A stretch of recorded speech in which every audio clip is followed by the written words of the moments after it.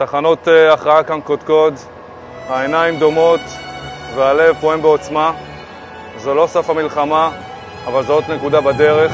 היום, בדיוק חודשיים אחרי, כאן בכיכר פלסטין, ארורה, הכיכר שבה צהלו כשרצחו בנו, הכיכר שבה חילקו ממתקים כשרו רקטות לתוך הערים שלנו, הכיכר שבה השפילו את החטופים שלנו, הכיכר שהיא מרכז העיר, מרכז השלטון והסמל של החמאס, הסמל של עזה.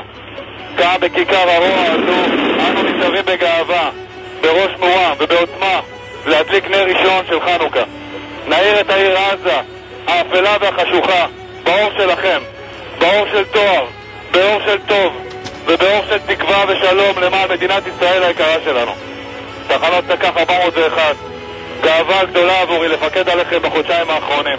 המשיכו להאיר ולגרש את החושך עד לניצחון. את הנרות ידליקו מ"פים בתק"ח שנפצעו, לא ויתרו וחזרו ללחימה.